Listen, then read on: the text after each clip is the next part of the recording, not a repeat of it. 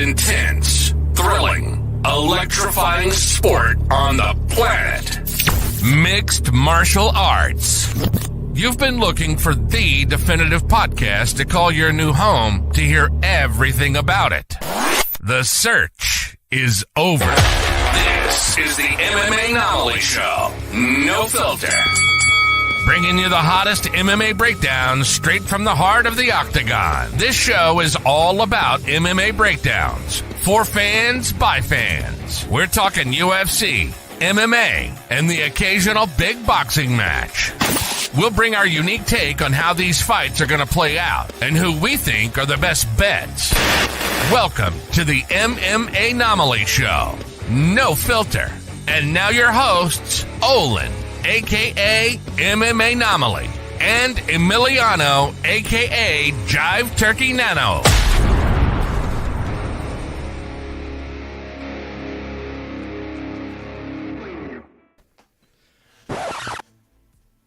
He's back, guys. He's back. We got MadMaxMeridian again instead of the usual co-host with the most, Jive Turkey Nano. He is MIA for the 2 weeks being, but you know what? I'm happy to have Mad Max here to break down these fights. And, you know, he's going to be live, Johnny on the fucking spot when it comes to watching these fights live on Saturday. How excited are you, man? I'm super pumped, man. I'm very much looking forward to it. I feel like that's all I've been talking about basically all week. Like I'm sure I'm getting on everybody's nerves around me that it's like I'm beating their ears up talking about it. But I'm pumped, man. I'm a little worried Nano may have gotten abducted by the cartel. I hope he's all right. But aside from that, I'm pumped, dude. No. It's all good. It's all work related stuff at this point. I got the check-in text. He's safe. Didn't get his picks, but you know, it's okay. The fact that we didn't get his picks, it's a bit worrying. I won't lie to you. No, everything's fine. And we have a hell of a fight card to break down, guys. UFC St. Louis is going to be a banger of a card, top to bottom, in my opinion. I think you guys are getting spoiled in your neck of the woods, man. Yeah, they're giving us a way better one than last time. We were actually Tuesday night at Nogi. We were talking about that, and it's like, man, this is a night and day difference between the two cards last go round. And I don't want to like knock on the one; it just wasn't the most exciting card. And this one, like, this is almost as good as some pay-per-views. Truth be told, like, there's a couple on here that's like, damn. I mean, there's people who are regularly on pay-per-views on this one. Like, I'm pumped for it. Early card too, I think, earlier in the day. It's starts at 1 p.m.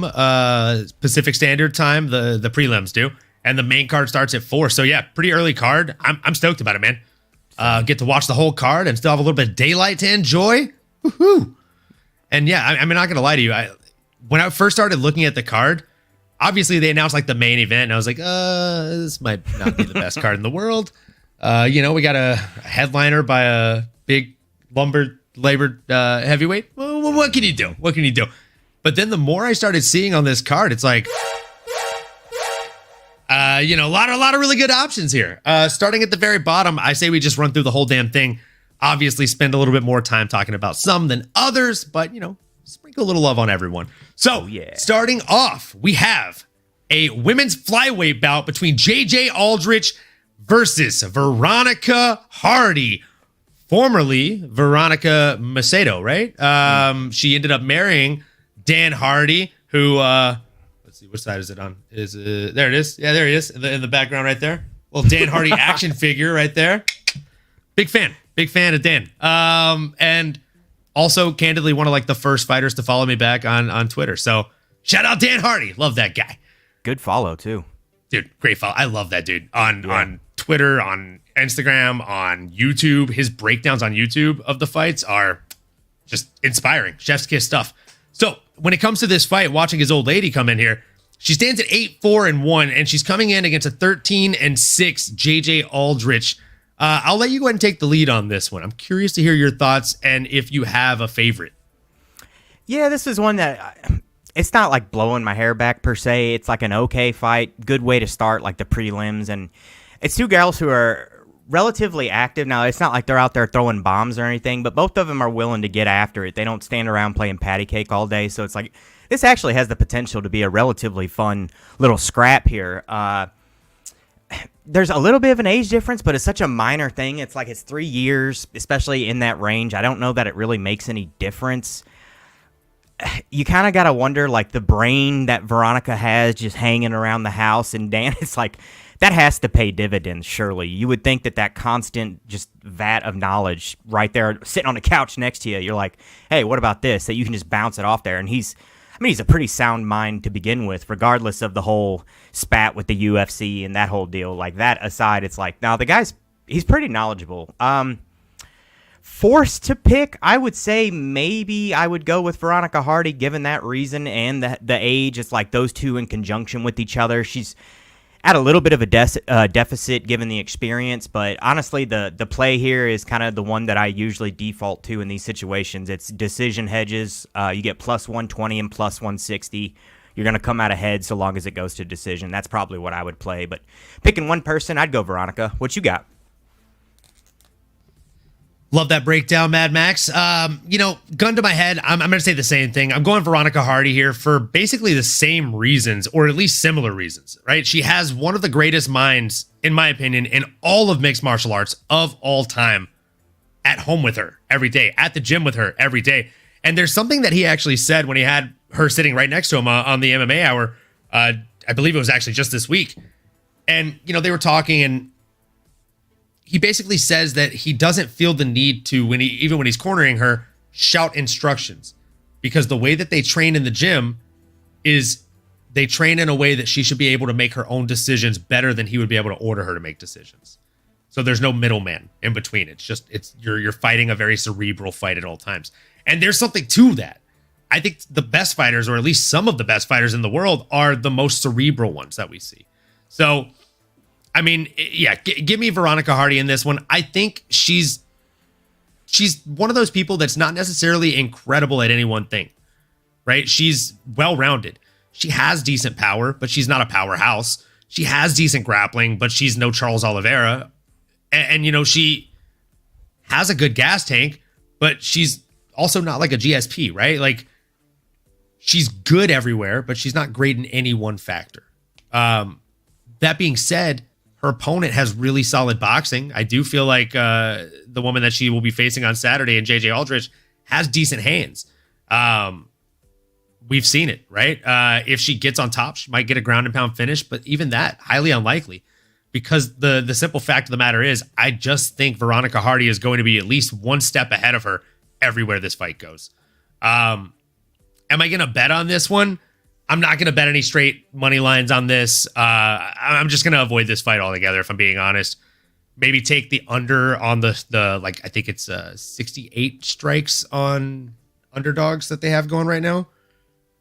I'm definitely going to play some underdog picks. I think this fight card, just for fun. I think I'm just going to play those odds. Yeah, might as well scoop a couple up. I've never played any like the strike related props. That's actually a pretty good idea there, that under 68. It's 68 landed, I'm assuming, not thrown. Yeah, of course. Now that I'm trying to look at it, it just logged me out of my account. So, you love to see that. But once I get logged in, I will let you know. Yeah. Maybe I'll try and log in on the desktop. That'll probably be easier. But yeah, we both have Veronica Hardy in this one. I think probably doing some decision hedges is the way to go, just like Mad Max said. If you're going to bet on this, if you decide to skip this one altogether, we're not going to fault you. We're not going to be mad at you guys, because I will be. Moving into the next one, we have a welterweight battle between Jared Gooden coming in against Kevin Jousset. Can I just lead with a really bad joke? If I was Kevin Jousset, I would have to make my nickname be What You. Kevin, what you said? You know what I'm saying? Like, Kevin, what you said? My nickname would just be What. Have you tweeted this at him yet? No, but I should. Yeah, you probably need to bring this to his attention. I probably need to bring this to his attention. I think that's great. Kevin, what you said? Yeah. that's all I got. Jared Gooden is a good enough fighter. Fun fact about him, his nickname is Night Train. And I believe it's his dad that used to write for DC Comics, which is where he got the nickname Night Train. So shout out to the comic fans out there. Yeah, I only found that out like last card and thought that was just cool as hell. Oh, yeah, I found that out. I think it is like UFC debut, and I was like, oh, I like this guy. I'm going to watch this dude every time he fights. So, I'm a fan of this dude. I've actually watched him for, a handful of his last fights before he made it to the UFC. And he's been in the UFC and then out of the UFC, right? So his UFC debut was against a name you may have heard of. Alan Jouban. Dude's a fucking stud from Louisiana. Shout out. And then after that, he fought a dude, again, you may or may not have heard of him, depending on, your tenure as a fan, but Abubakar Nurmagomedov. Not an easy ask. Pretty tough outing. Okay. I think anybody that has that last name, even if you're a casual fan, you gotta know you drew the short straw, right, kid? So then he fought Nicholas Stoltz, got the win, first round, right cross to the dome. It was nasty. And then he went in there and fought Rude Boy Randy Brown. Shout out Rude Boy. He's showed up in the chat here. And also check out his Twitch. Great dude. Fun fact, Randy Rude Boy Brown, he won that fight. So again, shout out Rude Boy. He's a stud. He's someone he's a foe, right? He's someone to be reckoned with. Then he gets kicked out of the UFC. Fights Aaron Hybo, beats him via unanimous decision. And then he goes into ex-MMA and fights Curtis Melinder, who is an ex-UFC fighter himself. Gets a stoppage in round 2. Then he fights Impa Kasanganay. You may recognize this name. He was on the receiving end of someone else that we're going to be talking about later in this show, delivering a knockout of the century on him, doing the jumping, spinning back kick after getting his kick caught. Then this guy, Impa Kasanganay, would go on to win the $1 million in PFL. So again, not a bad name to lose to. Then he gets a win over Doug Usher. Then he gets a win over DeMarcus Jackson. Then he gets his chance in the UFC again and just fumbles the bag against Carlston Harris in a unanimous decision loss. You hate to see it. Then they give him Wellington Turman. Tough up-and-comer with a well of experience coming in at 22-9. And he beats Wellington Turman in the second round via rear naked choke. Constantly showing improvements, constantly showing new layers in his game, but it's not going to be an even or an easy night out for him when it comes to facing Kevin. What you said? I'm sorry, his actual nickname is Air. So Kevin Air Jusset. It doesn't have the same ring. I'm not going to lie to you. But this guy is a beast, right? It's got 4 wins via KO/TKO, 1 submission win, and 5 windy decision wins. He's coming in on a bit of a reeling 5-fight win streak. Dude's a bit of a beast, right? He's fighting out of Auckland, New Zealand. You know who else fights out of Auckland, New Zealand? Our guy, Stylebender. I mean, this dude's a beast. I'm worried for Jared Gooden, but Jared Gooden's a big, strong dude. And, I mean, what are the odds on this one? Gooden's got to be the underdog, right? No, plus 180, so almost a 2-1 underdog. Yeah, almost a 2-1 underdog here. I got plus 190 on DraftKings. Yeah, I don't know how I feel about this one. I feel like someone's probably going to get finished, but both dudes have 5 wins by decision. So it's tough to say under 1.5 for sure. It's even tough to say under 2.5. This might be another one that I just avoid altogether. Do you have a dog in this race, and do you have a prediction for how this one plays out? I think, gun to my head, I'm still going to lean towards Night Train, but I know it's biased just because of the DC Comics fact. I know. I'm calling a spade a spade. At least you're recognizing it. That's half the battle there. So, this was one. I'm glad I wasn't the only one who was torn on this fight. I was having a real hard time deciding this one. Now, I will say I was actually kind of going the opposite direction. I was kind of thinking it might go the distance. The over was minus 125. Fight goes the distance, yes, minus 115. You could always do decision hedges on this one. You got plus 500 on Jared Gooden, and then plus 165 on what'd you say? Stylistically, I feel like Jusei is probably a little bit better.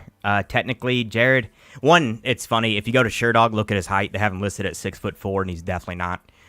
He's like 6 foot tall, which I was like, I saw that earlier, and I was just like, what the hell? What do I think about Jared? He keeps his hands a little bit low.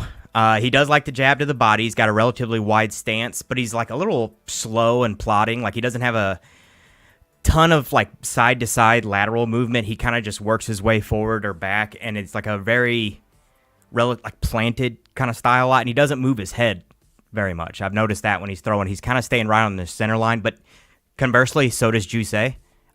They kind of both do that a little bit, where they stand when they're throwing, they're standing square up and down. And I would say that Jared probably has the power advantage. But given that Jusei is like the more technical striker, I also think Jusei's faster, and like we've discussed 100 times, speed kills. So forced to pick one person, I'd probably go Jusei. But I've already, like I said, my plays here, I would maybe play like the fight goes the distance, decision hedges, something like that. I just feel like the way these guys match up and the amount of decisions they currently have in their records, that it has the potential to kind of stall each other out. I definitely agree with that. I feel like they have styles that can just kind of stall each other out, make it a very boring fight to an extent. I could definitely see it going over for that reason. But speed versus power, Gooden's power, Giuseppe's speed, I could definitely see them trading early and one guy realizing like, oh, I could take this guy out, and then just pushing the pressure for that entire first round. But I don't know. Like I said, I'm going to avoid betting on this one at all costs. I'm just trying to enjoy this fight, guys. So moving into the next bout, we have Charles Energy Johnson coming in against Jake Hadley. I'm going to let you take the lead on this one, Mad Max. I'm curious to hear if you have any thoughts on this one, and if so, what they are.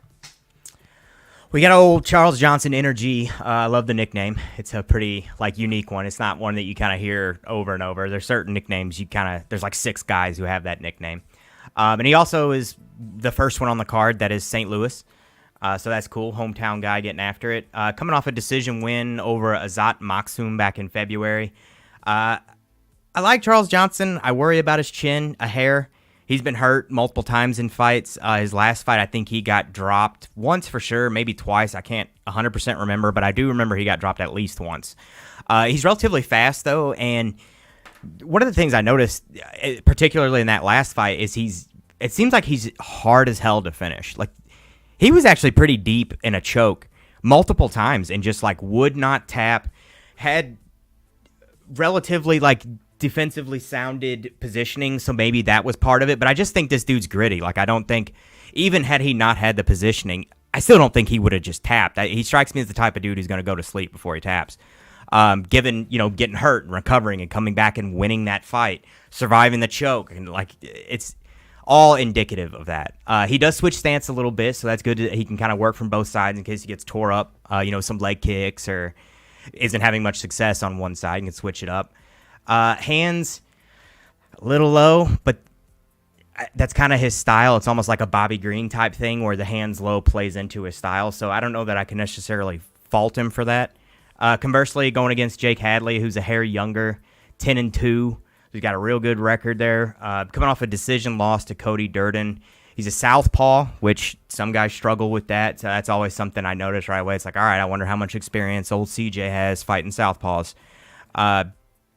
Hadley strikes me as a little bit spazzy, man. He's kind of a little reactive, and he's very explosive and fast, but almost to a fault. I could maybe see him biting on some feints or something. He likes to play patty cake a lot with the lead hand, measuring distance, but he does have really good hand speed. He's fast as shit. Forced to pick, I'm gonna have to. This may be my own bias showing here, but I think I'm gonna have to go with Charles Johnson. I think he's a hair better overall, and given the grittiness and his ability to kind of come back from taking damage, I'd probably go that way.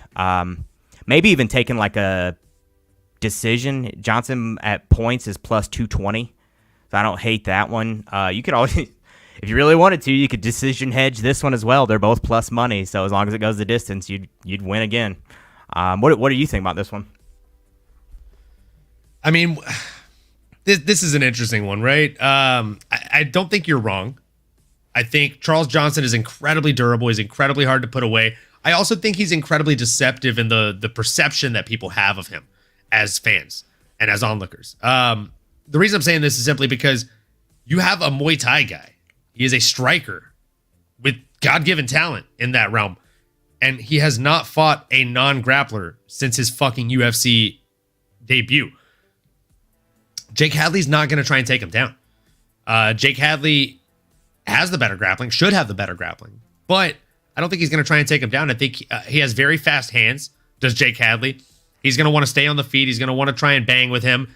And he very well could have what it takes to get the finish here with him because Jake Hadley is very fast, very strong. And he's going to very much have something to prove. He's going to be coming in with a chip on his shoulder, right? Like he lost to Cody Durden. He wants that back. And you better believe he's going to be coming to get that get back. So, I mean, the win over Malcolm Gordon was really impressive. First round, the hook to the body, setting up the rest of the striking barrage there, the onslaught that finished it. I could see him landing something like that on most people not named Charles Johnson. Charles Johnson also has home field advantage. I mean, sorry, give me energy over White Kong all day. I like the guy. I think he's going to go out there, and I truly think that he has what it takes to get it done. Yeah, give me energy. You feeling inside the distance, or you think it goes to a decision on that one? Oh, just man, out of curiosity. It's tough. I would probably just take the money line on him. I'm not sure that he gets a finish here. Gotcha. He's underdog. Might as well just take it money. I mean, yeah, plus 120. If you're not sure and you think it could go either way, maybe take the under 2.5. Those are juicy odds at plus 200, man. Not bad. I didn't even see that. Yeah, plus 200 at under 2.5 for that one that's pretty big, I think. Yeah. Because both guys have finishing ability. Charles just, again, he's been given a bunch of fucking grapplers, and it's tough. It's tough to finish those guys. Yeah, and you wonder at home, is he going to be willing to go out there and get after it a little bit harder, push for the finish, something like that. So not a bad pick there. I kind of like it. Yeah, I think he's going to push real hard, and yeah, under 2.5, either guy. Yeah, why the hell not, man? Why the hell not? I like it. We will go ahead and move into the next one. So on the next one, we got Billy Goff coming in here against Trey Waters. Oh, Billy Goff coming in at 9-2. Trey Waters coming in at 8-1. You got a 25-year-old against a 29-year-old. The big difference here is 5'8" versus 6'4", and a 72.5-inch reach versus a 77-inch reach. Good Lord. That's tough, man. That's just tough to get inside when you have someone that's got that much of a reach. 5 inches is a lot to deal with. And I mean, Trey, the truth, Waters. I mean, the kid, he is a beast, right? Only has one loss in his pro record. And granted, I mean, that loss was Gabriel Bonfim. He got Von Flue choked by him. After that, he came in and beat Jalen Fuller, beat Josh Quinlan. I think I bet Josh Quinlan in that one. Rest in peace to that money. But I digress. Congrats, Trey Waters, on the win. He got that unanimous decision there that night. So, I mean, the dude is beast. But Billy Goff, he's also kind of a bit of a beast himself, right? Dude is coming into this fight on a 7-fight win streak. Hobson Gracie Jr., Sean Lally, Gary Botello, like a lot of names that you probably have never heard of. And then he made it to the Contender Series, beat Simon Smoltrisky. You know, when he read the name, he's like, fuck, I'm going to get grappled. And then he came out there and he knocked the dude out in the very first round. So good on him. Won him a contract. Was supposed to have his UFC debut against Themba Gorimbo. You might recognize him as the guy that The Rock bought a house for because of his story. Dude is a really good guy. Sent his fight bonus back to build water wells where he came from. Like, he's just a really good dude. And I feel like Billy Goff probably wouldn't be on a 7-fight win streak if that fight had gone through. But I digress. Instead, he fought Yusaku Kinoshita, and he beat that guy in the first round too. So this dude just basically goes out there and finishes people. Am I going to bet on this one? Nope. If I was, it would probably be the favorite pick here. No, I'm not talking about Trey Waters. I'm talking about under 2.5 because I think one of these guys is going to go out there and get that dang finish. And the height, I think Trey Waters probably gets it because of the height. Billy the Kid, he's a gunslinger. Can't count him out. Not too easy. So yeah, give me the good old position of the fence. I'm going to sit on that for a bit. and give me the under if I'm going to place a bet on it. What you got, Mad Max? Man, I agree with basically everything you just said there. It's like one thing to have a reach advantage, and then it's a whole other thing to be able to use it well. And Trey Waters seems to be very good at judging distance. His last fight, there were multiple times that he would literally just lean back maybe an inch or two and let the punch go whiffing right by and then come in and counter. It seems like he's a really good counter striker as well. He's got a great lead hook that he counters off of. And then, of course, just being long as all hell, he's punching you from halfway across the octagon. Billy did impress me, though. Like you mentioned, he has 7 wins in a row, 5 of which, the last 5, are all knockouts, which is pretty impressive. Good power. One of the things I noticed, though, much like 2 of the last fighters we were talking about, is every time he throws, he's planted his head straight on the center line, and he got cracked probably 6 or 7 times in the last fight, just eating shots square on the money every time he would throw. And I think against a guy like Trey Waters, who wants to lean back and counter you anyway, and he knows your head's going to be staying right there, that's a recipe for disaster, in my opinion. I would take Trey Waters. I would even probably play inside the distance at plus 110. I think that's a decent play there. I wonder what is just like a straight up knockout. Well, that doesn't make any damn sense. Trey Waters by... Oh, that's because it's covering everything. I'm like, it's minus 135, but that's because it has DQ and decision in there as well. So Trey Waters by KO, TKO, or DQ plus 150. That ain't bad. You basically flipped it all the way around. Minus 165 to a plus 150. I don't hate it. I don't hate that at all. That's not a bad play. Yeah, I think I'm going to do that. I like it. Yeah, that's definitely not a bad play. As we're going here, I'm just kind of looking at the underdogs picks that are available. So far, the ones that we've passed already, you can bet on specifically Veronica Hardy, Veronica Hardy to get 48.5 significant strikes, higher or lower. You can bet on Jake Hadley to get 47.5 significant strikes, higher or lower. And you can bet on Kevin Jousset to get 64.5 significant strikes, higher or lower. And then the one that we just went over right now, you can't bet on the opponent Trey Waters, but you can bet on Billy Goff. So if you bet on him getting a finish, that'll double your money. You got a 2 times spicy multiplier for that one. If you bet on him getting that they have a little chili pepper next to it. I'm not making it up. What does that do? It's like it just double. You get anything double or over. So like the regular ones, you're getting like 0.65x, but like if it's spicy, you get like 2 or 8.5 or 2.25. So like for all the 3 next ones are spicy, right? So you get higher than half a finish. So basically, if he gets a finish, Billy Goff, you get 2x. If he gets a submission and you bet on it, you get 8.5x your money. God. And if he gets a knockout, you get 2.25x. I mean, even the 2x, I might just throw like a little 2-legger in here. 2x it is spicy. It is pretty spicy. I like spicy. Yeah, you can ask my nephew. My nephew's like, Uncle likes spicy. If I'm drinking a beer, he's all, is that spicy? I was like, this is a super spicy drink, bro. You don't want it. You don't want no drink of that. That's the same one who you was don't want no Crazy parties. Train, right? Yes. Mm-hmm. Dude, when he started singing that, I was like, oh my God, I love this kid. I already love the kid. But I mean, he started singing Ozzy Osbourne, like, it's the best. Getting bonus points now. Definite bonus points. So, this next fight is one that I'm pretty darn excited about. Okay, we got Tabitha, speaking of my nephew, Baby Shark Ricci, coming in against Tisha, formerly Torres, now Pennington. Coming off of a pretty lengthy layoff is Tisha Pennington. She just had a baby, and she hasn't fought since 2022 when she lost to Mackenzie Dern. Last time she got a win was over Angela Overkill Hill, and that was August 7th of 2021. It's going to be a pretty tough outing for the young lady coming in against Tabitha Ricci. Baby Shark is no joke in here. 9-2. She's been fighting kind of a bit of killer's row since she made it to the UFC, in my opinion. She has wins over a Poliana Viana. She has a win over Jessica Penne Pasta. Jillian Robertson. She lost to Manon Fior, which who the fuck hasn't at this point?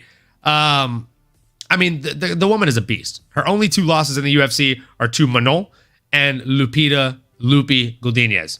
So, absolute beast of a woman. I'm worried. I am worried for the mother coming back in here because I fear she's fighting a real motherfucker, if I may. I mean, I'm sorry. Bad jokes aside, it might be a little bit of a fatality kind of situation. What can I say? Shout out ADHD MMA. We appreciate you being in the chat. Fire right back to you, my guy. Or this way. Fire back to you, wherever you are on the screen and on your hand. We appreciate you. So, Baby Shark, I think she's going to go out there like Scruff McGruff and take a bite out of crime, or in this case, take a bite out of mom. I think she's going to win this fight anywhere it goes. Tisha used to have really, really nice sidekicks and things like that, and she also had really, really nice takedowns. I don't know that we're going to see much of that. I don't know why. I just feel like 2 years is a long time of a layoff, and 3 years is much longer of layoff when it comes to win. The last time you had a win. She's coming in against someone that's had a recent loss and is hungry, very hungry. Some could say as hungry as a shark. So, yeah, call me crazy. I mean, call me whatever you want. But on Saturday, you call me a winner because I'm right here. I feel it. I feel it in my loins. Okay. Mad Max, who do you have in this one, man? Well, brother, I think I'm going to have to propose a shot bet because I couldn't feel more opposite on this one. I think Tabitha Ricci, while she's an okay jiu-jitsu grappler, she's a borderline terrible wrestler. She doesn't do well from bottom. She's a top game jiu-jitsu player, and Tisha doesn't really get subbed. The fact that she managed to make it to a decision against Mackenzie Dern without ever getting subbed, I can tell you, Mackenzie Dern and Tabitha Ricci are worlds apart when it comes to jiu-jitsu. Like, they're not even in the same ballpark. And the fact that Tisha weathered that relatively fine, I think it's probably going to be okay. Now, the striking, I agree with you. You don't like to see people regress as their career goes on, and it kind of seems like she has a little bit. So I'm not trying to talk shit or anything. It just is something you notice after a while. It's like they get away from certain things that are successful, and you're kind of like, hey, what are you doing? Get back to that. It's like when a wrestler gets a knockout for the first time, and then they forget how to do a double leg. Yeah. Or like when Conor McGregor gets slapped in the face by someone from Stockton, and then forgets that the jab exists. Yeah. Well, and then becomes a wrestler and starts shooting on people. Unfortunately, DC kind of fell in love. I mean, he even says that himself. He fell in love with the right hand. The one that always comes to mind for me, though, is Dan Hendo. I mean, the guy was a fucking, like... The H-bomb! Yeah, he's an Olympian in wrestling, and then is only known for an H-bomb. His first several fights were actually kind of boring because he just ragdolled dudes and just decisioned them to death. But I digress horribly on that one. Coming back to Tabitha, I think Tabitha's equally as bad in the striking. So then it just comes down to who's the better wrestler and who's going to be able to kind of implement their positioning the way they want to. And it's generally, unfortunately, as from a jiu-jitsu practitioner, you have to go with the wrestler. Like, they dictate where the fight takes place typically. Which, I mean, I guess I wrestled before too for a couple of years, so I can't say I didn't do that, but yeah, I'll propose a shot bet to you. I'd take Tisha or however you say it. Take her straight up, plus 115. You could probably take her by decision, plus 150. I don't think she's going to go out there and finish the Baby Shark. If you wanted to be safe, though, just do the decision hedges, the tried and true. You got plus money on both sides. Scoop it up, take the money, and run. You heard the man. Take the money and run. That's what we're all about here. Yeah. Taking that money, baby. Like taking candy from a baby. Yeah, I'm definitely down to do a shot bet on that one. I am gonna go ahead and type that up so that way we don't forget it. Yeah, I'll put it on shot the board. bet. Shot bet. Tisha. Boom. So yeah, we got it. It's not like we're gonna forget who we picked. Because I mean, I ain't changing. I ain't changing, bro. I love me some Baby Shark. She's fantastic. Yeah, she's easy on the eyes too. Fantastic, yes, in all facets of the word, truly. Moving into the next one we have, before we get too sidetracked here, Terrence McKinney, aka the Mushroom Warrior. If you know his backstory, got all jacked up on mushrooms and basically almost died. Crazy, crazy stuff. Oh, let's do a shot, boys. Let's go. I'll pour one up for that. The boy, Vic, the Dick. He's one of the homies that was out there in good old Mexico. What up, Vic? Welcome to the channel, brother. Happy to see you. Happy to see you. Romero holding it down. Any relation to Yoel? Yoel Romero? Yeah. Yeah, they actually look just alike. Him and Vic are actually built exactly alike. God, Vic, I'm impressed cheers, as brother. hell. To the boys. To the boys.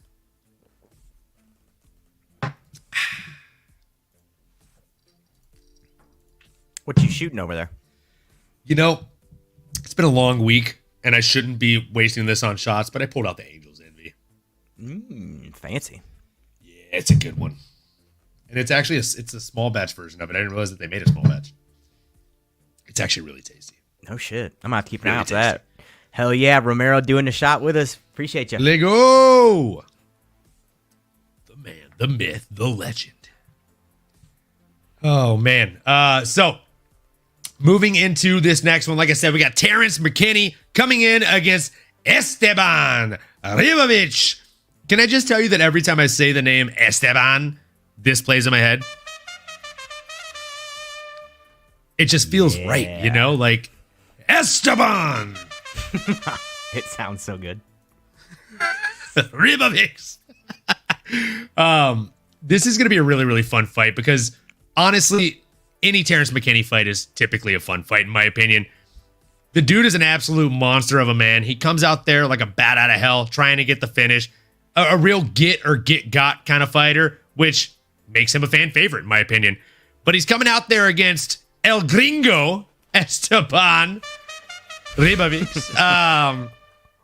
El Gringo is just a fun nickname because it makes him relatable for me, the homie. I'm also El Gringo. I'm pretty sure people called me that in Cancun. So El Gringo coming in with a 12-1 record and fighting out of Salta, Argentina. Dude is a beast, okay? He is very much similar in the fact that he is a get or get got kind of fighter. If you look at both of these young men's records, there is one decision between the two of them. Are you kidding me? That one decision, I mean, it is El Gringo. And technically, there's two if you count a win and a loss. But of all their wins, there's only one. So, like, these guys are get or get got kind of dudes. 5 submission wins, 6 KO wins for Esteban, and 7 KO wins, 8 submission wins for Terrence McKinney. Now, the big difference, the big elephant in the room here is the overall experience, right? And the overall losses. You got 15-6 against 12-1. Terrence does have a bad habit of leaving his chin on the center line when he throws strikes. And not only that, but if this young man were a DC Comics superhero, if he were Superman, his kryptonite would be flying knees. I think all but one of his knockouts that he has received have been from flying knees, if I'm not mistaken. Dude just eats flying knees for breakfast, and it's not a great look. So I'm worried because Esteban is an absolute beast, and he is strong. The way that he throws hooks, they're nasty. They're just nasty. If you saw his debut on the Contender Series, disgusting. He also has a 27-second knockout that got him to the Contender Series. Look that up too. Dude is a beast. I'm worried for Terrence in this one. And if you look at the betting line, it looks like Vegas is worried for Terrence too. He's a 140 point plus point underdog here. And Esteban Ribovic is a minus 166 favorite as it stands. I think the safest bet in the fucking world here is going to be the under 2.5. I don't see odds for that one quite yet. Minus just kidding. No, here we go. Boom. I got it at minus 600. Yeah, it's. I got it at minus 550. Damn. Still, it still ain't worth playing. Still ain't worth playing. You know what? This is one of those times, boys, where you just pour up a shot and you enjoy the fucking fight, kids. Mad Max, you have a dog in this race. Sounds like you're sticking away too. First off, I'd like to commend you. Knowing when to pick your shots is a huge thing in gambling and betting, and people just will try to force action, and I cannot speak enough on this point. If you don't like a bet, don't play it. That's about the only advice I can give you. As somebody who's been doing MMA bets for going on like 4 years now, if you don't like it, don't force it. If you see like multiple plays, maybe sprinkle it around, but knowing where to pick your shots is commendable.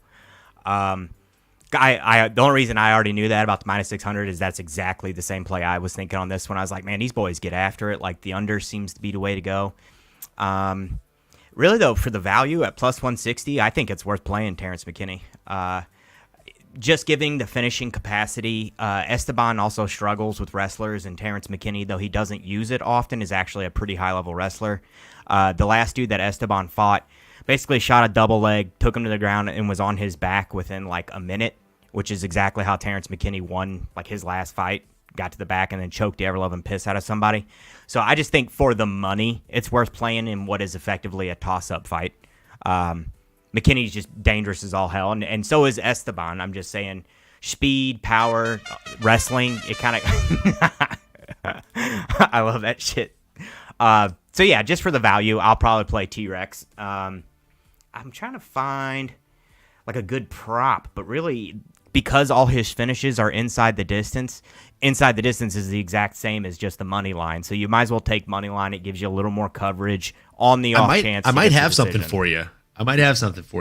So you're heavy on Tisha, right? Yeah. Do you think she gets a finish? No. Damn. No, I can almost guarantee it'll be a decision. I think she has like one finish and like 11 decisions. Damn. Okay. No, that's why I was saying take her by decisions +150. I'd probably play that. Because there's 3 spicy picks on her for underdogs as well this week. So if you pick any kind of finish, you get 5x your money. By knockout is 6.5x, and by submission is 11.5x. And since you're taking Terrence McKinney, you can get 1.25x multiplier by finish for him. I would take that. Yeah, I'm gonna start a new one. I have 2 that are already running. I'll announce those 2 that I already locked in. I locked those in yesterday, just on a whim. And I typically literally just put like a fifth of a unit on these max just to see what happens, right? So I'm gonna build this one throughout the rest of the episode. As of right now, I'm putting Terrence McKinney on here. Dude, a +1.25x multiplier just to get a finish. If he wins, it's gonna be a finish, kid. Yeah, so, it's the only way the dude wins. Can't fucking inject that into my veins, all right? I'm going with a lot of T's here. I'm noticing here. Trey Waters, Tesha, Terrence. Got a theme going. I always joke and say like the matchmakers just have too much fun sometimes. Mm-hmm. Like if there are 2 dudes in the same division and both have the nickname The Monster, they're gonna put those 2 guys to fight each other. Like we see shit like that all the time. Yeah, Clash of the Monsters, Battle of the Monsters. Yeah. So I mean, these guys were just having fun, and they were sipping teas. So we'll go ahead and jump into the next one, guys. Another one I'm really excited about, but also really scared about. Chase Hooper coming in against Slavaklaus Vyacheslav Borshev. I'm going to let you take the lead on this one. I'm just going to leave you with this. I'm nervous, man. Just nervous all around, huh? I'm nervous. I have goosebumps, not good ones. I'm scared for Saturday, bro. It's gonna be one of them times where like I might have to just ask Mary to hold me after, like it might be bad. It might be shower bad. Crying afterwards. Yeah. I'm gonna have like a 6-pack of Modelo sitting across from me in the fucking shower, just cracking them open. This is gonna be a fun fight, man. So just looking at him stylistically, you got Chase Hooper, not the greatest striking ever, but he's fantastic on the ground. Now, one thing that I do feel is worth noting on the ground is his style of jiu-jitsu. He kind of favors like a sport jiu-jitsu. He does some like inversions and goofy shit that like in MMA could potentially get your ass knocked out. Now, I think he's good enough and he's fast enough that he makes it work, but there are times that stuff gets you caught, much like Ryan Hall had to pay for that. He goes for a very sport jiu-jitsu approach, and he ends up getting blasted as a consequence. Now, he's working with Stephen Thompson, so you got to think that maybe his striking is going to continue to develop. I know he was implementing some side kicks and things like that in his last fight. And it's like, all right, well, I would think, given as young as he is, that he's going to continue developing there. But he's also going against a guy in Vyacheslav who's like so far ahead. I don't know that working with Steven Thompson for a year or two is really going to make much of a difference, or at least it's not going to give you much difference in the ground that you're needing to make up. Like, we're talking probably 5 years, and then it would be like, okay, well, he might have made up some ground here. Like, this is a pretty good development. It's just Vaislav's been doing it too damn long. He is a little bit older than Chase Hooper, but it's not like he's ancient or anything like that. He's coming off a draw to Nazim. Response loading. He's coming off a draw to Nazim Sadiakov. I always butcher his last name last year. But Vaislav's pretty defensively sound. He's also, seems like these Eastern European dudes, they will not fucking tap. So it's going to be one of those things that I kind of feel Chase Hooper is going to have to choke him basically completely out or rip his damn knee apart. And I just don't know that Vaislavs gives up enough of those positions for that to happen. And he's so dangerous in the striking.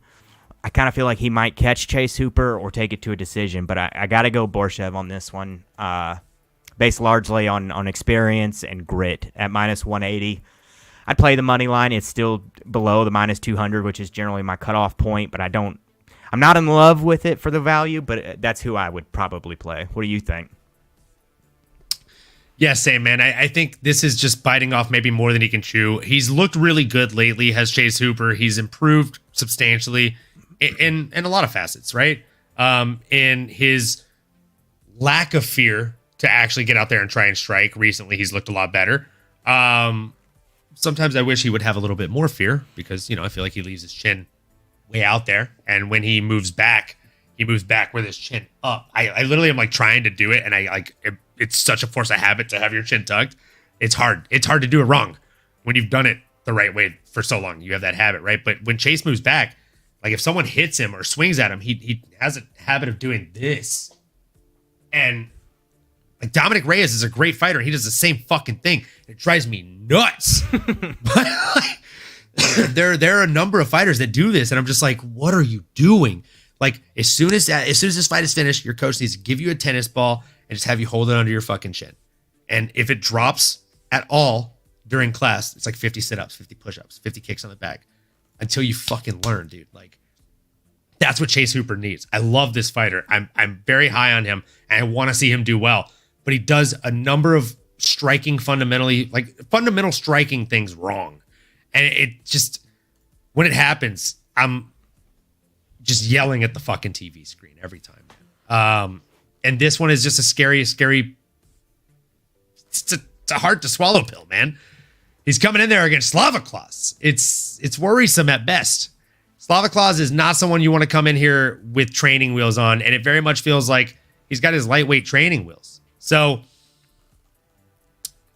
I mean, good on him for taking the fight, and good on him for being on a win streak right now. But he's beaten Nick Fiore and Jordan Levitt. And with all due respect, Jordan Levitt, he's a better fighter than he was on that night. He made a lot of very bad mistakes and maybe thought that he would just be able to counter fight those and get out of those mistakes.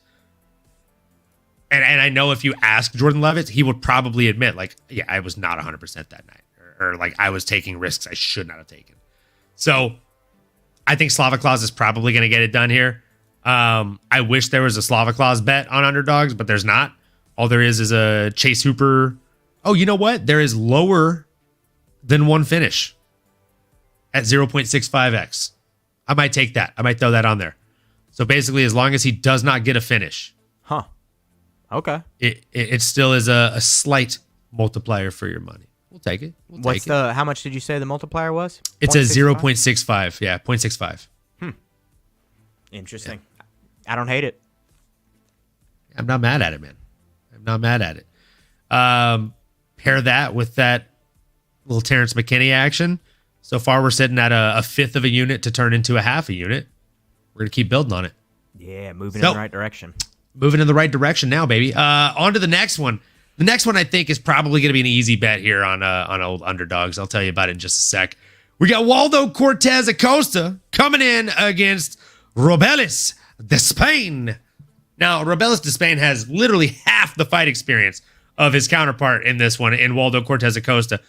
Cortez Acosta has 11-1 record, coming in against a 5-0 undefeated Robelis de Spain. Now, the elephant in the room here is Waldo's a big boy. He's 6'3", but he is tiny compared to the 6'6", 265-pound Robeles de Spain.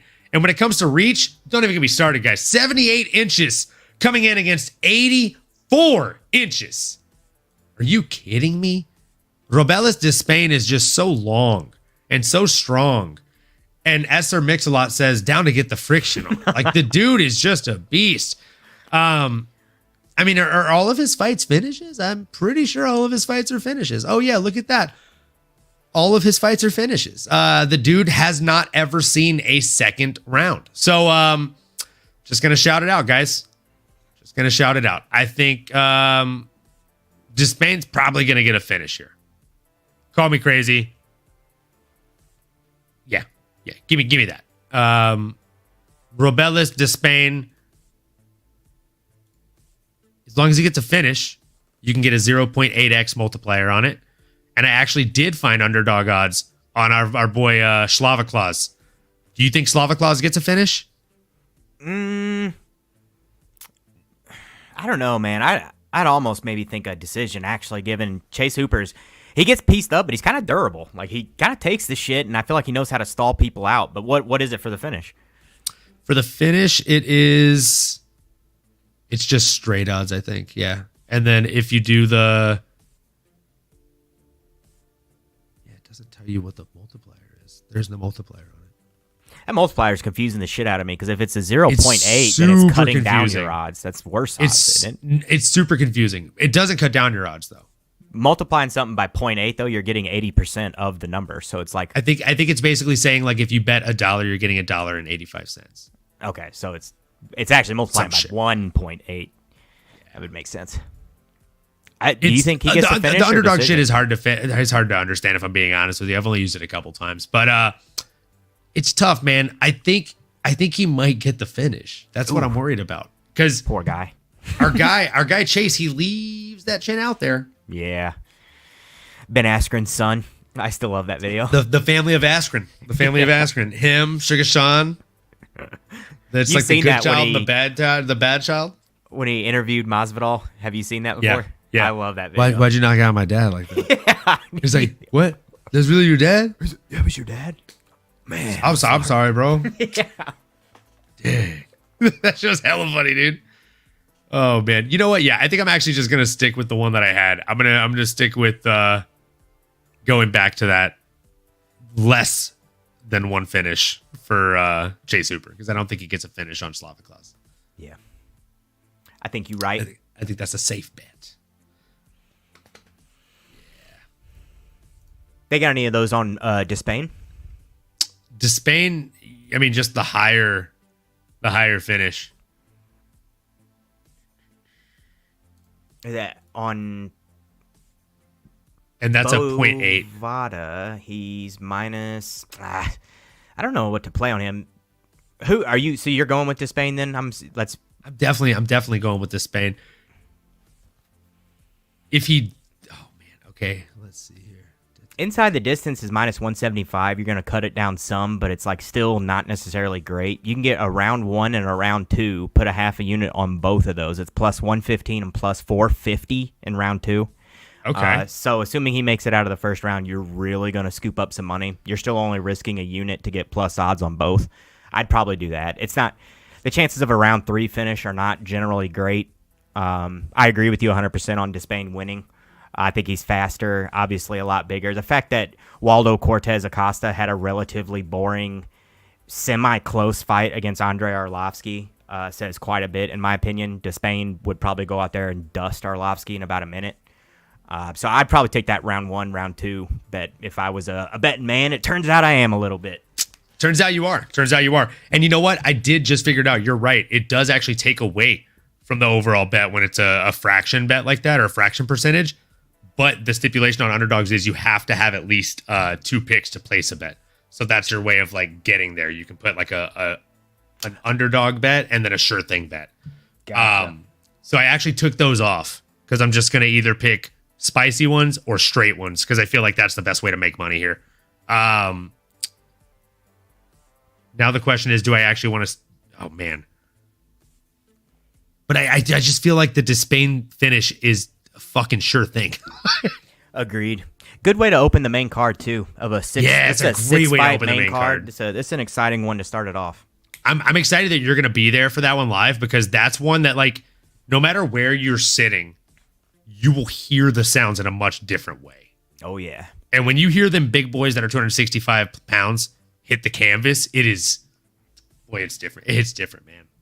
I'm pumped. We're section 100, so I'm hoping it's going to be pretty decent seats. Oh, too. And, nice. I'm Yeah, right on the solid seats. tunnel. We're like I tried to get right on the wall of the tunnel, so that way if they're coming in and Hell out, yes. maybe I can wave Look to over them or and see something. him. Dude, Yeah. hell yes. I'm stoked for you, man. That's going to be so much fun. Yeah, obviously, I think we're both high on Despain. I think Despain gets this one done. Dude's nickname is the Big Boy. Has there ever been a more plain yet appropriate nickname in the sport? Real creative nickname. It's like Biggie Boy for Rosenstrike. It's just another Like I don't know, bud. That's a bit on the nose there, huh? I don't know, dude. So yeah, we're both high on this guy. Now this next fight is one that I genuinely know I'm gonna do a shot no matter who wins or loses. I like both these fighters a lot. We have Alex Bruce Leroy Caceres coming in against Sean the Sniper Woodson. Oh, man. I mean, speaking of Sean Woodson, he liked your fucking post today, didn't he? Yeah. I made just a goofy reel. It's funny, you spend time like putting together one. Like I made that Helldivers one. It like took me a while. I'm cutting up clips and all this, and it gets like no views. All I did was take the UFC's video and put Nelly's song over it, and it's got like triple the views in 2 hours. It's just like, what? It's just funny how that shit works out. But yeah, Sean Woodson liked it. I thought that was pretty cool. And just all around good dude. Also, circling back, we were talking about those flying knee losses of Terrence McKinney's. Isn't one of them to Sean Woodson? Isn't one of them to Sean Woodson? Indeed. Hell yeah. Yeah, I mean, some could say that knee landed sniper-like. Fun intended. You ain't lying, player.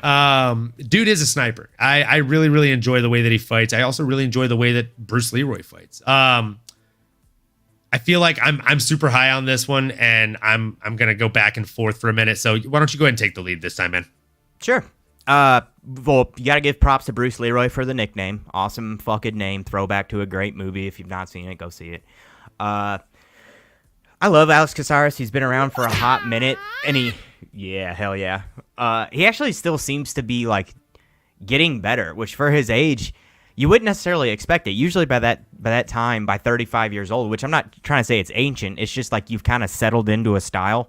And Bruce Leroy is still relatively showing, hey, I have a couple months on you anyway. He like is still developing, still getting better, still showing new wrinkles in his game. He's a pretty well-rounded guy. He's not like this physical specimen. He's kind of crafty, has a lot of tricks up his sleeve, pulls out some shit that you wouldn't necessarily expect. Going against a guy, though, in Sean Woodson that I kind of think I don't want to say he's going to go out there and dominate him, but I do feel like Sean Woodson stylistically is kind of tailor-made to tear Alex Caceres up a little bit. It'll probably be a little bit of point fighting, and it might go to a decision, but I do think Sean Woodson is probably going to land some pretty good shots on Caceres. Again, maybe this is hometown bias, because I'm a pretty big fan of Sean Woodson. He trains like 6 miles from my house. Tons of my buddies roll there regularly. I'm friends with all his coaches and shit. Like, go check my social media. They're all on it. But funnily enough, never met the guy. I hear great things. Everybody and their mom who's met him says he's nice as shit. I've not sat and talked to the guy. I've shaken his hand, so I guess that technically counts as meeting, but it's not like I've hung out with the dude. Really weird build. He's very long-limbed. He also used to be a heavyweight. He did boxing at like heavyweight. Yeah, look up some of those pictures. Jesus. Pretty wild. Google Can I that. just tell you, like, my biggest memory of this guy, and I love watching Sean Woodson fight, but my biggest, fondest, like most engraved memory is watching the fights next to my fiance's sister. And she's genuinely like, because when we do DraftKings, she gets far more into the fights, which is like what makes me enjoy DraftKings so much. And she's watching the fights and she sees Woodson come out and she's like, oh, I bet on this guy. And so she's hella into the fight. And within like maybe a minute 30 seconds into the fight, she looks at me and she just looks like bewildered. She's all, this is the most oddly shaped man I've ever seen in my entire life. And I'm like, you're not wrong. Like, she's like, he's very weirdly built and proportioned, right? I was like, yeah, but I mean, if you ask a Muay Thai coach, he'd probably get like hard. That's like a wet dream. He's literally built for Muay Thai. Like, he's got like no torso. He's all legs. And like his neck's like just long enough to like move his head out of range. Mm-hmm. Did you see that little video? It was a reel that he put together of his like body changing over the last 3 years as well. Oh no. He's probably put on 10 pounds of muscle. He looks completely different. Terrifying. Yeah, you can tell he's getting stronger and developing and like coming into his man. In his strength. fights, he just seems so much more improved every single time in and out, man. Sorry to derail you. No, you're good. That was basically the end of it anyway. I was just saying I'm going Sean Woodson. I'm going to take him probably money line just because I'm not real sure on what to do there, and it's minus 190, so it's like right at the cutoff. But I'd probably go that route. What are you thinking? Man, you and me both. As much as I love Bruce Leroy, just like you said, you gotta feel like this fight is almost tailor-made.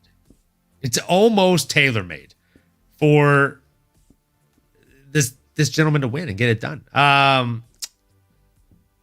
But Bruce Leroy is one of those weird motherfuckers that you just can't count out. I have a hard time betting on this one just in general, if I'm being honest with you, man.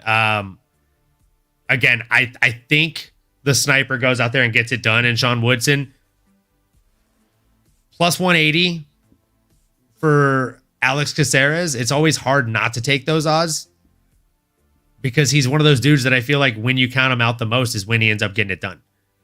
Agreed. So, man, I might have to drop like a fifth of a unit on Alex Caceres. We'll see. As far as the underdog picks goes, since I do think Sean Woodson gets it done, Sean Woodson finish is a 2.25x multiplier. Spicy. Yeah.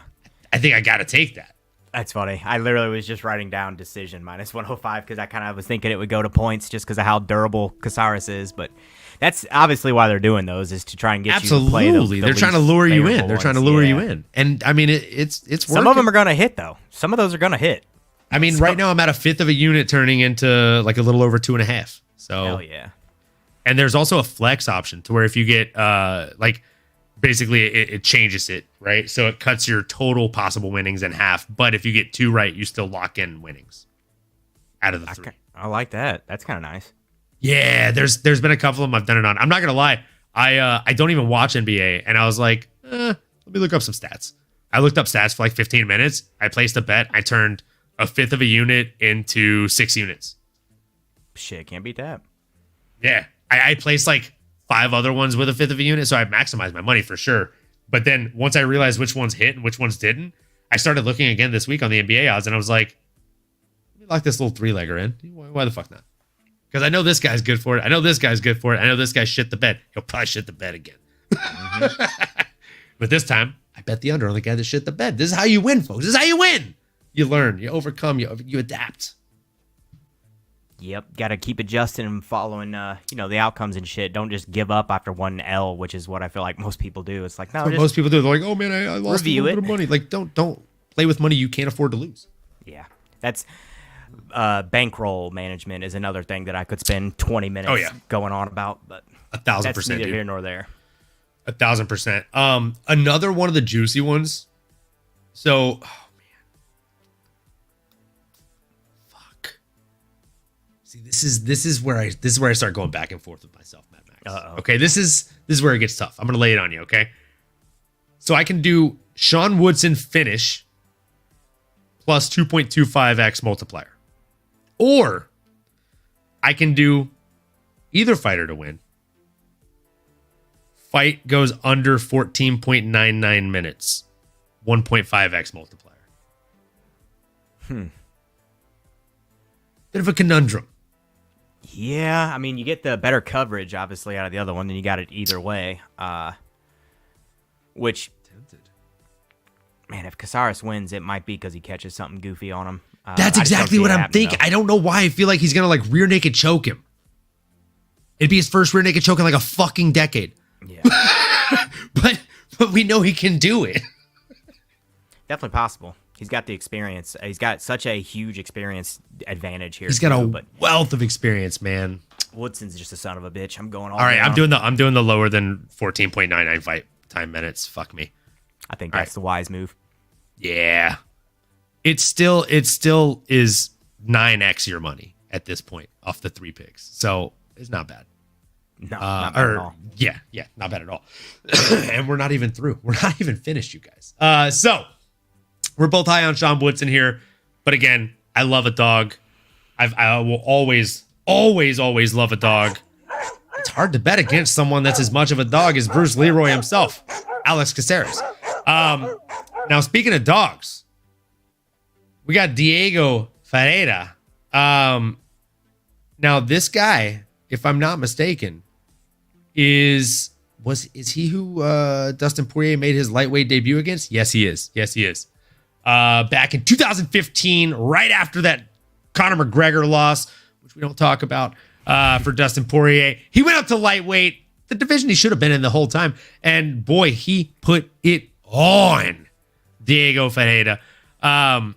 It was only a 3-minute, 45-second fight because it only lasted 1 round. Not even that. 24 significant strikes in. Dustin put it on that kid, knocked him down, knocked him out. But then what happened next? Diego Ferreira went in and took out the new GSP. I'm talking about the Canadian gangster himself, OAM, Olivier Aubin Mercier. And boy, did he. He put it on him. 130 total strikes to 55 in that one. And then you follow it up with what? Who? Jared Gordon. My goodness. That's a name that we've actually grown to know. Yeah, that fight didn't last very long. Minute 58 seconds, 29 whole strikes from Diego Ferreira to put him away. And then he goes on to beat killer Kyle Nelson. 63-20 on total strikes landed. Another finish, this time in round 2. We're skipping ahead to 2019. He came in against Rustam Khabilov. You may have heard of that guy. He was even in some of the UFC games. Double or nothing, you know what I'm saying? 2-1 on strikes against that guy. 91-44. Got the unanimous decision win over one of them guys from the other side of the river. You know what I'm talking about. Rustam Khabilov. Those guys can wrestle, and this guy withstood it. Then he went out there against Mirbek Taisumov, another fucking game beast. And what happened? 2-1 on strikes again, wouldn't you know it? And made the guy go 0-2 on takedown attempts. Wow. I know what you're thinking. Can't get much better than that. What did he do next? Olin? Let me tell you. He went out against fucking Showtime Pettis and landed 43-28 on total strikes. Got the submission. What? A submission. Rewind. That's right. He got the fucking submission on Anthony Pettis in the very second round, just 1 minute and 46 seconds in. Now we're all the way up to 2021. And I know it's time for the record to skip, guys, because he went on a little bit of a skid here, okay? He lost to Benil Dariush. You know what I'm talking about? Benny from the block, the Assyrian cousin you never knew you had. And then he went and lost to Gregor Gillespie. I know. Rewind. What? Who is that? Is this guy real? Some people think Gregor Gillespie doesn't exist and that he's a fever dream like the Sinbad movie where he was a genie. But he was real. He really did exist. We just don't know where he went after that head kick knockout from Kevin Lee. And I guess that's where Kevin Lee fits into all this. But I digress. We're still talking about the man, the myth, the legend, Diego Ferreira. Then who do they put him against? Do you know, Mad Max? I'll tell you. Mateos Gamro. You may have heard of him. He's an up-and-coming freaking monster of a man. Then he came in against Michael Johnson. Destroyed that guy. In just 1 minute and 50 seconds into round 2. Got the knockout. It was disgusting. Now, he's been off for a little bit of time now, right? That last fight was back in May of 2023. And, 2023. Blah, blah, blah. And he was supposed to have a fight against Mateos Rebecki a little bit ago. And then it got canceled. And then they brought it back. So here he is. Now, Mateos Rebecki standing across from him is also no slouch. Obviously, he's 19-1. The dude is an absolute beast. But the question lies, who has he been fighting? Nick Fiore. We already talked about that guy having a loss to somebody else we talked about. I believe it was Chase Sherman, right? Chase Hooper, Chase Sherman. That's a different UFC fighter. Close enough. who has been made a UFC fighter 6 times. Yeah. But no, he has a loss to Chase Hooper. And then Loic Rozabov, who, again, not on a great win streak, but he does have a win over Esteban Ribovic, which is nice, and Abdul Karim Salwadi, which, again, pretty impressive enough. But I digress. I will say this. Mateus Rebecki's biggest win, in my opinion, is over Roosevelt Roberts. And Roosevelt Roberts is an absolute beast. I thought he looked really, really good on Tough this last season. So that was a very notable win. But that being said, give me Diego Ferreira in this one. I think overall experience, it's going to be the differential here. I'm sure you're going to talk me off the ledge. I'm sure you're going to tell me why I'm wrong here, and you're in the river of truth. So let's hear it, Mad Max. Who are you riding with? I don't know. I'm not in any river of truth or anything. I think I knew you were going to pick Diego just by how much time you were going over his past record. I was like, all right, this guy's clearly going to pick Diego, so I almost have to play devil's advocate and go with Rebecki. So I'm over here like trying to look up his record and like, all right, how can I sell this guy to you? I do think Mateusz Rebecki's going to win. I'm pretty high on this guy. One of the things, I don't know if I didn't hear you cover it, or at least if you did, I missed it. The age difference here. Diego's almost 40. That's like one of the biggest factors to me. I left that out for a reason, bro. Yeah. That's a huge factor to me. The fact that he's basically knocking on the door of 40. And also was a jiu-jitsu like competitor. Knocking on 40's door. He's got a ton of mileage on the tires. And I don't know that Rebecki has as much wear and tear on him. I always wonder what these guys from like the Eastern Bloc are doing in their off time. I think they get a little saucy, so the miles don't count the same because they get a little juiced up and take some of the miles off, so to speak. So I'm pretty high on his ability. He's also one of these guys who's basically a little fucking fire hydrant. He's Matt Serra, just a new version of him. He's Matt Serra, literally. Like they have holy shit. They have a very similar grappling style. They're both little cannonballs, just balls of muscle. These dudes are like impossible to sub.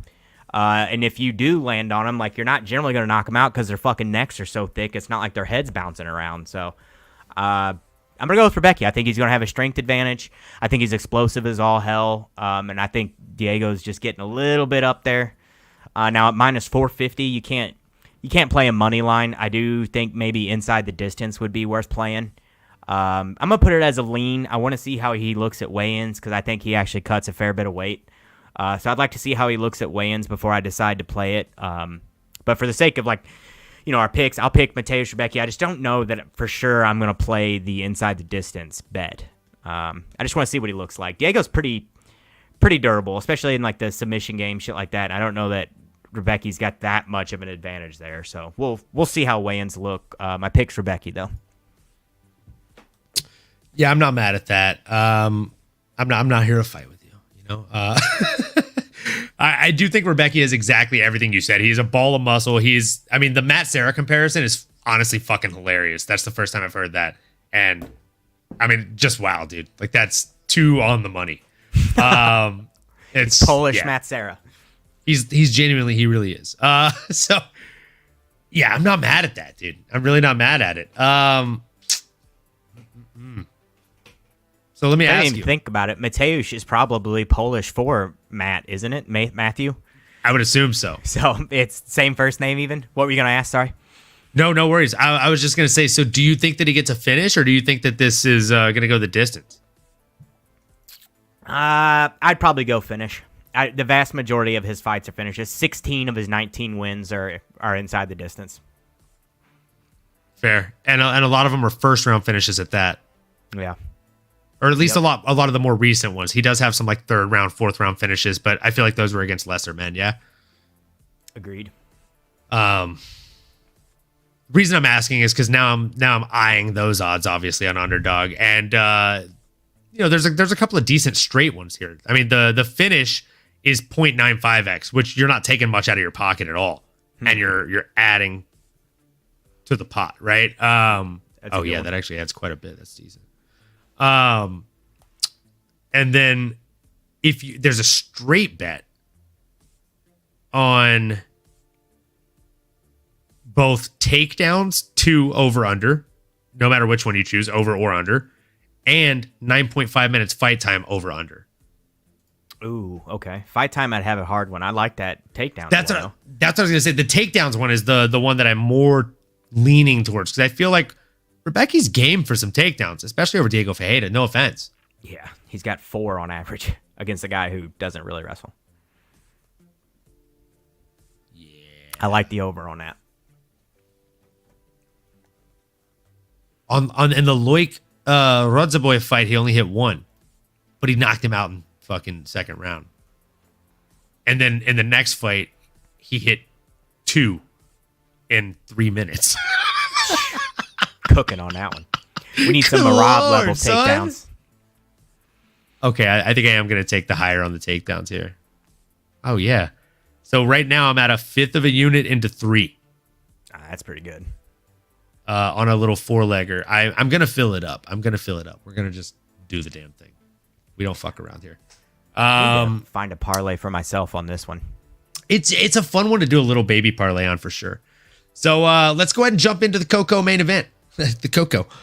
We have Alonzo Minifield. We're talking the radioactive man himself coming in against your lady's favorite fighter, Carlos Ulberg. That's right. We're talking Mr. Former Thunder Down Under, Mr. Future Chippendales himself. The dude is a beast in the octagon. And when he's outside of the octagon, he's, again, charming your lady. What do you think about this one, bro? I'm going to let you take the lead because I'm a bit on the fence here. I know one guy has a crazy little hype train going behind him, but the other guy, he's got experience over pretty decent fucking names, and it's really hard to bet against that. What you got, Mad Max? Now, you pretty much just summed up my entire thoughts on this fight right there. There's Carlos Ulberg, obviously a huge hype train behind him.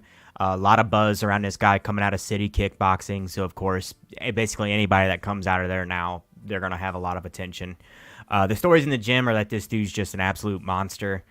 So far, I don't know that his record would indicate as much. Like, he's looked fairly good, but I can't say that he's looked like this world beater or anything like that. Like, he's looked good. He just hasn't looked like quite as crazy as these stories are.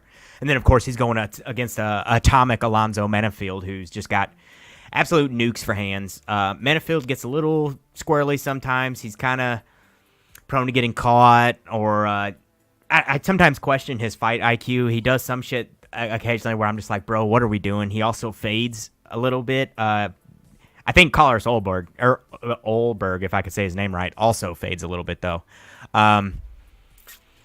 I guess forced to pick, I'd probably go with Carlos. He's impressed me with his speed to some extent, and all these stories, it's like you gotta give some credits to him. Like he's doing something right, otherwise he wouldn't be quite having this amount of buzz. He's also a fair bit bigger than Menifield, so I think maybe that'll come into play.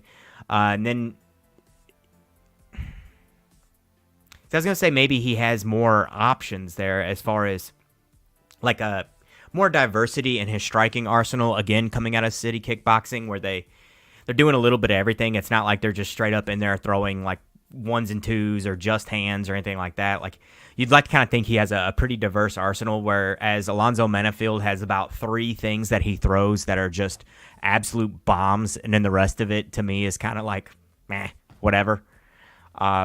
So given that, I'd probably go with Ulberg, but this fight, honestly, I think I'll most likely take a back seat on and just watch the fireworks, because this one has potential to be fight of the night. You could maybe take the under 2.5s minus 205, under 1.5s plus 110. I don't hate that one. You can maybe take like Ulberg inside the distance minus 115. Menifield inside the distance at plus 325 is probably worth at least like a 1/5 of a unit or something, just because Menifield, in my opinion, has the potential to shut anybody's lights out. But most likely, I think I'll probably take a back seat on this one. But I'm rocking Ulberg here. What do you think? Yeah, same, man. I'm not going to add a whole lot of color commentary to this one. I'm rocking Ulberg. I think Ulberg is the stronger guy, and he's slightly younger here. 33 versus 36. age does matter as much as I like to pretend it doesn't, right? And there's also a 1-inch reach advantage for Olberg, and this is a game of inches, guys. Olberg knows how to use that reach too, from what I've seen. He has very great distance control, range management, and that's going to be a problem for somebody that does gas across the distance like Alonzo Menafield. I think he's going to start tagging him at range, pushing him, and just controlling the distance of the fight everywhere the fight goes. I'm worried, guys. I'm concerned. I think Atomic Alonzo Menafield. I think I said radioactive earlier. Same shit. The guy's atomic. He's radioactive. Either way, he's a fucking monster. He's like Godzilla in there.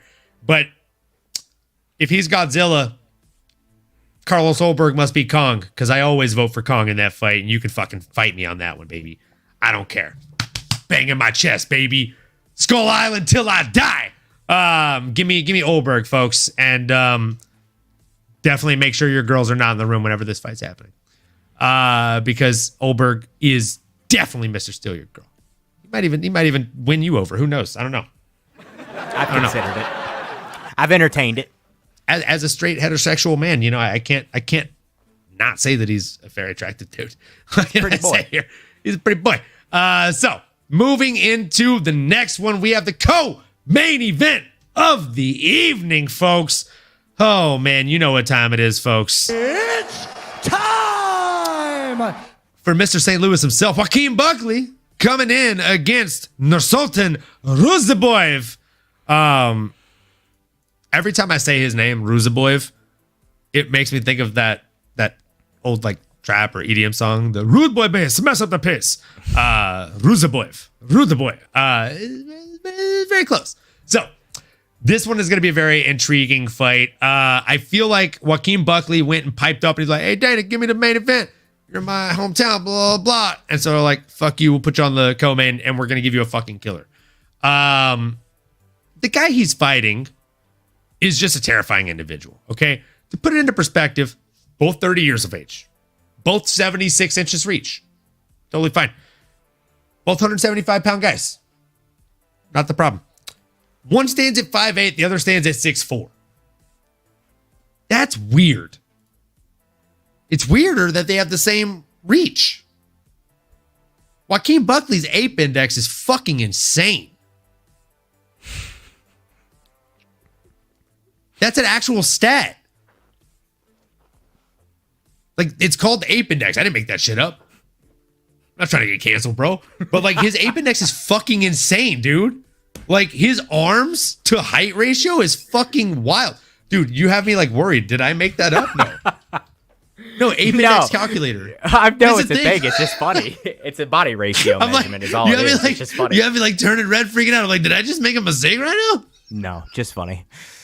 It's fucking wild to me that there's a fucking noticeable height difference. Like, if these two stand next to each other, it's gonna be like, how's the weather up there? But the math isn't mathing, like their arms are the same fucking reach. So homie just got like all of his attributes in torso and legs. And then other homie got literally all his attributes in arms, which in the sport he's in, give me the arms, bro. I'll take it. But that being said, if I'm that much taller than you, my knee can get to your face without me even having to jump. Like, if we're the same height, that's typically the point. That's the case for me. I just have pretty decently flexible hips. But that's just, am I crazy here in thinking that that's a pretty significant advantage as far as like heights go? No, I would agree. I don't think reach matters necessarily as much as a lot of people do in this sport, and the old Chael P. Sonnen would agree, but I do think it is a factor, particularly in striking. When you come to two grapplers, which these guys both grapple quite a bit, I don't think it's going to be as much as a factor. The thing that stood out more to me than that was the fact that Ruzibov has 44 fucking fights at 30 years old, and Buckley has 24. That's insane. Yeah, that is pretty wild. That's insane. Yeah, there's definitely a bit of discrepancies here. Yeah. I mean, looking at their records alone, 18-6 versus 34-8-2. This is another one of those times where we're talking about people that have just a dramatic difference in experience. 100%. So take the lead on this one, St. Louis, and tell us who you got and why. Well, of course, I like Joaquin Buckley. My jiu-jitsu coach used to drive him to practice and shit back and forth, like they know each other. And he speaks very highly of him, said he was a very motivated individual, that he worked very hard in the gym and was dedicated. So I'm going to root for Buckley no matter what. Coming from STL and having good work ethic and shit goes a long way in my book. Stylistically, Buckley's very explosive. He's a pretty good grappler as well. Sometimes his striking, I think he leaves his chin exposed a little bit. He's getting like counterpunched by a couple guys like Chris Curtis, if I remember correctly, uncorked one on him pretty good. Now he's going against a dude. It was a pullback right hand, if I remember correctly. Fucking I remember seeing it and being like, "Ooh, that was nice." Buckley has like maybe, I know the recency bias on the Max Holloway knockout's pretty strong. I would actually put Buckley's kick highlight over that. I still think that's one of the craziest knockouts I've ever seen. It's just insane. Really, that's about all I got on Buckley. He's pretty well-rounded dude. He's good. But he's going against a guy in Nursultan Ruzabov, who I'm very high on. I worry a little bit about the weight cut and what that will do for his cardio. That said, Buckley doesn't have like amazing cardio. Like it's okay, but it's not enough that I'm necessarily thinking that that's going to be the factor that's somehow going to win Buckley the fight. I still think it's relatively close. And then all that said, with the experience, the height, and everything else, you're somehow getting Ruzabov money line at an underdog. I don't understand this line. I've been looking at this one for like a week, confused on it. So I would say probably take old Nursultan plus 115. If you're for some reason not happy with those odds, which as an underdog you probably just take that. You could always do like an inside the distance at plus 175. Maybe by KO at plus 325. You're getting real up there now, but that's just getting greedy. I'll probably take them straight money line, and I'll of course put out the other ones just for whoever wants some extra juice. But I'll probably take money line. I hate to pick against STL zone, but that's just I gotta protect my wallet. I'm not mad at that, man. You're a much better man than me when it comes to protecting your wallet and picking without like putting your heart into it. I'm really bad about that, dude. Like I'll openly admit it too. You know, my first 2 years, I was way worse at it. So. Sure, it's fair enough. Finally got to where I can reel that one in a little bit. Wait a second. Can I do this on both? No. You could do straight picks on underdogs? What? Hold on. Did I just figure something out right now? Hold on.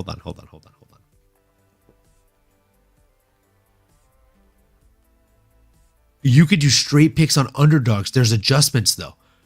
Oh my God. I'm going to get in trouble. I'm going to get in trouble this weekend. You're saying it doesn't have to be a prop pick, like you can just do a money liner? Yeah. But there's a point adjustment. I have to look into what this means. What does this point adjustment mean? Does anybody know what this means? Somebody explain this to me. Can somebody explain what this means? I'm in danger.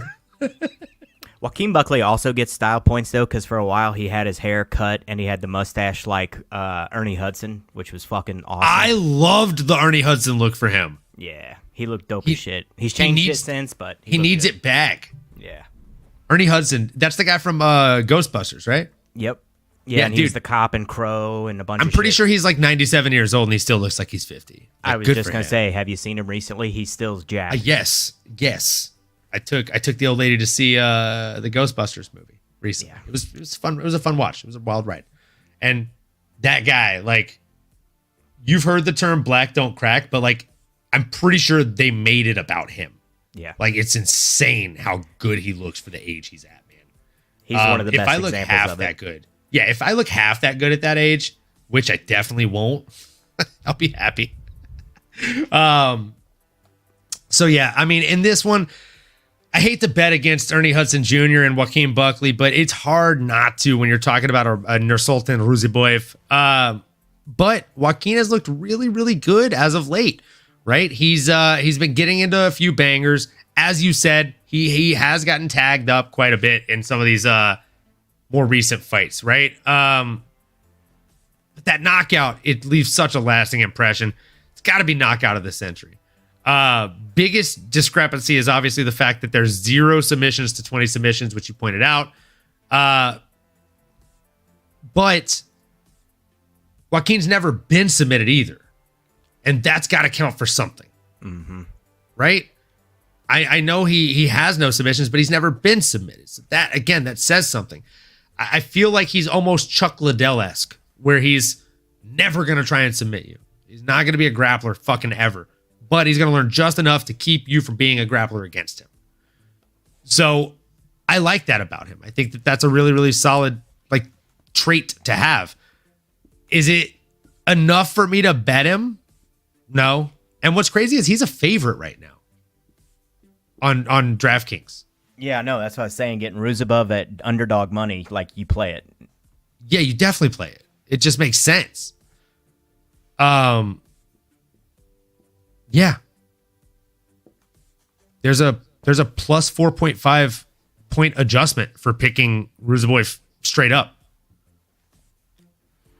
For a 5 picker, not even a 6 picker.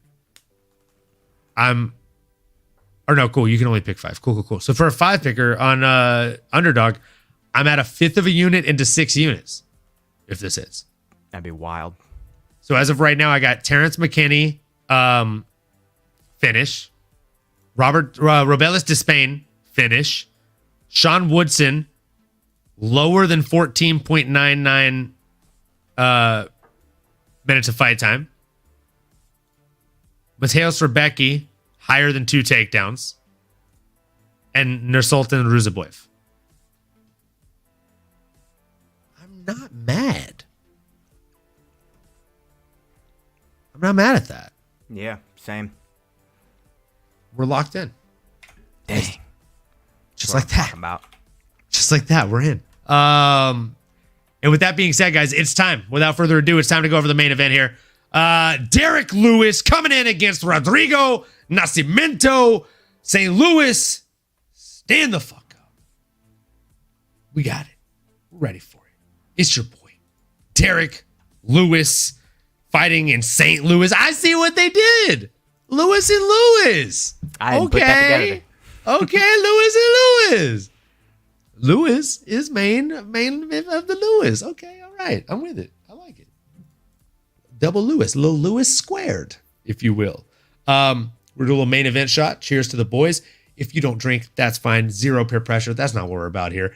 But if you don't drink, all I ask is that you do a little sip of water, do a little sip of something. Do what you do. Do a little sip of air. Free base that air, folks. Cheers to the fights. Take that air straight to the dome, baby. Damn. This is maybe one of the fights on the card I was having like some of the hardest times figuring out. Trouble figuring out. Yeah, dude. I hate this fight. Yeah. I'm torn on it. From a betting standpoint, from a fan standpoint, I think heavyweight overs might be the move. Actually, you know what? Are there any flyweights on this that we went over? Just women's flyweight, huh? Oh, no, Charles Johnson and Jake Haley. Oh, come on. The epitome of the one flyweight under you don't bet. Fuck that. Not doing it. I was going to say we should do a parlay between flyweight unders and heavyweight overs, but that's just not the fucking move. Yeah. Not when you have Rodrigo Despain. Yeah, I don't think that one's going over. We parlay heavyweight overs when it's a Despain fight who has never seen a second round in his fucking life. Yeah. It's like, ooh, I don't know about that one. Rumor has it his mom tried to fucking discipline him and he got emancipated that day. That also didn't even see a second round, you know? Guy's just incapable of seeing a second round. Yeah, this one's tough. Do you have a pick in this one, or are you just on the fence? It's okay if you're on the fence. I'm not here to put a gun to your head. I've been pretty on the fence as far as the plays go. Yeah, exactly. And then the flag bang, like the Joker. I wish I still had that gun, dude.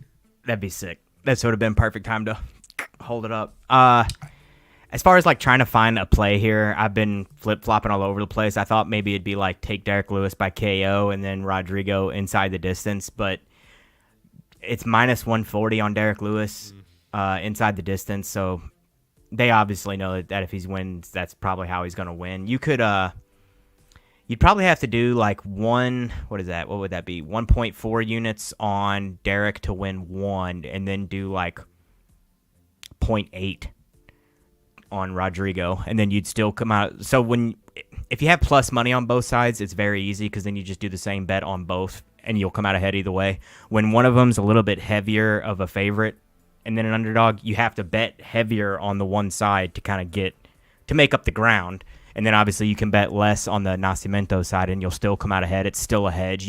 You actually have to do the math on it instead of going, oh, they're both plus, same on both sides.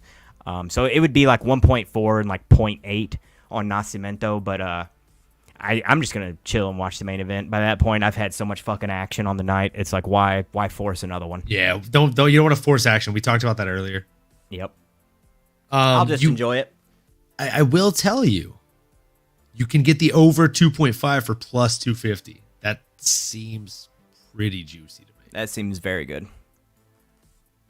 That seems pretty juicy. That's about the only one that I've seen so far on this one that's actually tempting. Because like again, I don't think Lewis is going to go out there and one shot him by any means. If he wins, it'll be a seemingly like one shot style strike, but it's not going to be in the first round. I don't think so. And he's typically just a slow starter. I think Nascimento's probably going to go out there and try and take him down in the first round, try and sap the muscles and just wear on him, and then from there bleed that same thing into the second round. Derek Lewis enters the school of Derek Lewis, aka the I don't want to be here anymore, so I think I'll just stand up, fuck jiu-jitsu, and hits him with a Louisville slugger. A St. Louisville slugger at that. Yeah. And I think the over 2.5 might be like the smartest bet on this one. I'm wondering, is there any let's see, alternative total rounds. Can we do a plus 1.5? Shit, over 1.5's plus 110. Oh, that's fucking really? Yeah, that's what I got right now. I might actually play that. Mine's at plus 105. Yeah, that's money in the bank, kid. Yeah, that'd be an all right one there. Dude, what are the hold on? Did I even look at these odds on Underdog? Okay. Oh, fight time. It's a straight pick for me. Yeah, same. 1-1 basically. Plus it's 5.5 minutes fight time. So maybe we do that. 5.5 minutes. That's less than 1.5, ain't it? Yeah, it is. That'd be even better. What was the odds on it? It's just straight pick. Oh, even money? Shit, I'd do it. Yeah, even money. I think I'm gonna do a quick even money picks, like 3-legger here. Let's see. Joaquin Buckley versus Ruzaboyev. Straight pick. Over 8.5 minutes. Money in the bank. Yeah. Money in the bank. I just need one more to be able to play here. Let's see. Or actually, I could play. I could turn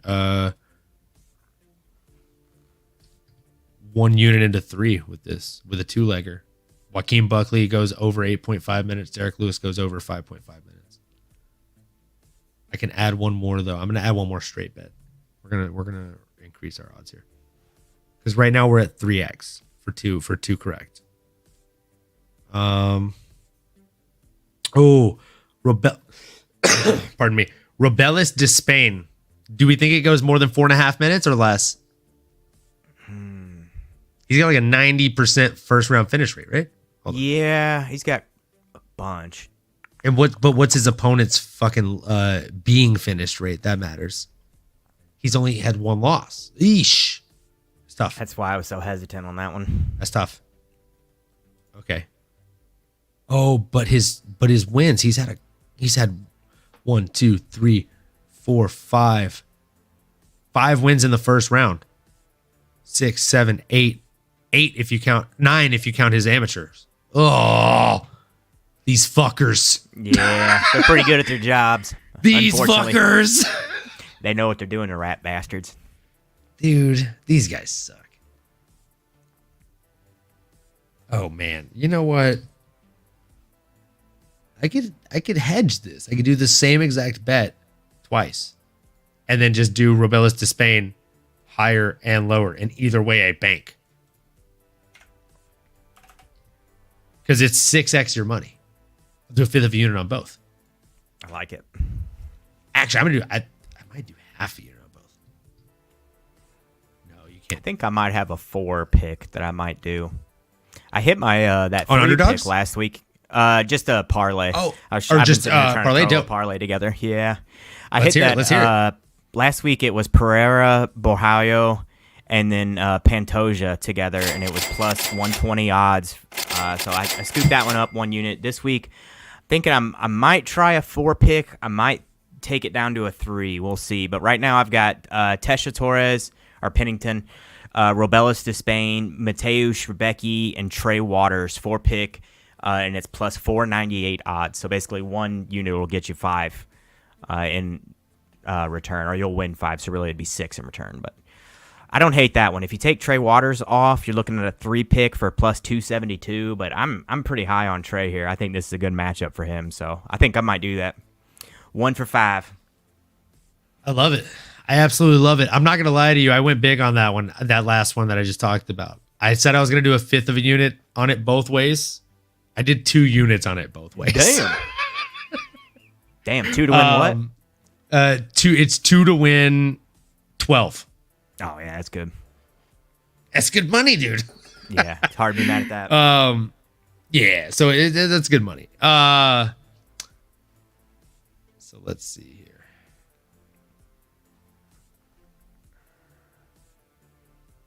Okay, yeah. So I'm going to go over the picks here. So we did Buckley, Lewis, Despain.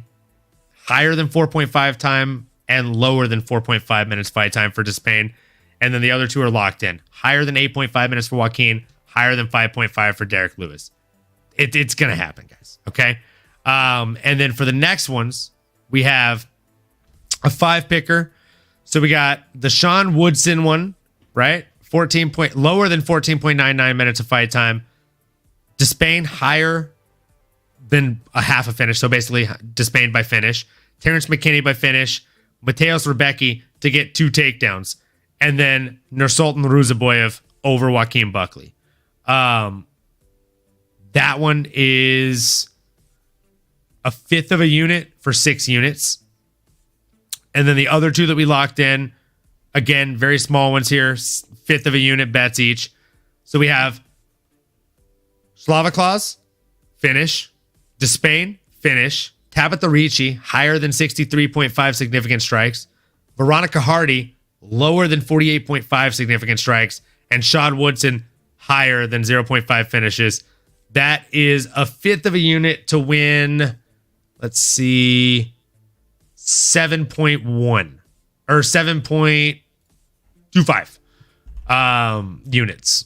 And then the last but not least is Slavaklaus finish, Carlos Olberg finish, Derek Lewis finish, Despain finish, and Ruzaboyev finish. All finishers parlay. We got a fifth of a unit to turn into 4 units.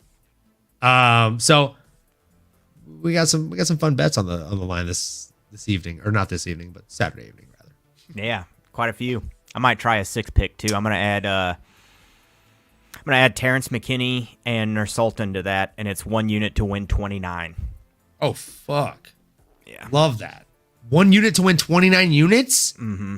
So you'll come back with 30.21 for what I feel are pretty relatively safe picks. To be honest with you. Yeah, the last 2 cards we've hit way more than that right. So if we can just get 6 right, we'll do okay. But that 4 picker, the 4 and the 3s, I'm actually relatively confident on. The 6 is stretching it a little bit, but for 1 to win 29, it's worth the stretch. Fuck it. Oh yeah, I mean for me, the one that I put the 2 units to win 12 on each of them, those are the ones that I'm most confident on. Like I know one of them is going to hit. Joaquin Buckley, I'm confident goes over 8.5 minutes. Derek Lewis, I'm very confident goes over 5.5 fucking minutes. And Despain, it's either going to go above or under 5.5 minutes. So that one hits. Yep. The other two I just know are going to hit. So yeah, that's it for the MMA talk. I do have one question for you before we part. I know you're not a huge boxing guy, but Terrence Crawford, Bud Crawford, and Terrence Bud Crawford. Terrence Bud Crawford and his last opponent, right? One of the better fights of boxing, in my opinion. Errol Spence Jr. Did you see that they've apparently sent an offer over from the Ryan Garcia camp to Errol Spence Jr. to fight? I did. I saw that this morning in the group chat. I posted it, and of course Ryan Garcia is like, "It's on." It's like, all right, well, let's pump the brakes here, buddy. Relax, bud. We're very far from it being signed. It's on the planning committee. It's on the fax machine. Make sure you get it. Pick that up right away. Let me know if you accept. No, I'm curious to hear, like, do you think that he's biting off a bit more than he can chew here? I think he's biting off way more than he can chew there. Not a bit. I think he's biting off way more than he can chew there. I'd take Bud Crawford, and I'd probably bet damn near the house on it. Spence. Oh, you said Terrence Bud Crawford earlier. No, I was saying, like, it's his last opponent, Errol Spence Jr. Oh, I got you. I thought that was the fight. That's okay. No. Oh, Bud. I'm sorry, Bud. If it was Bud Crawford, I would literally bet the entire house on him. Oh yeah. Like, if you own a house and you just bought another house, bet both houses on Bud. But it's Errol Spence Jr. So that's actually way more competitive now. It's way more competitive. But, like, that's the thing, is so many people were talking about, like, okay, well, Errol Spence Jr. versus Bud Crawford is, like, two of the greatest boxers of our time going at it. And I kept telling people, my homie Kevin, you can watch the old podcast episode and you can get the receipts. He went to the fight. He bought tickets the day it was announced. Or the day tickets dropped. And I told him he was going for Spence. And I was like, Bud's going to win this fight. And I bet 10 units on that fight. I'd have to do the math to tell you how many units I won. I went pretty hard on that one too. I bet 10 units and I won 160 units on that fight. I'm literally playing still with the units I won from that fight. I wish I had a running doc going at that point, because that would just have been nice. But yeah, I won 160 units that night. So all fucking day. I bet 2 knockdowns and a finish. Spence had never been knocked down. He'd never been finished. That's fine.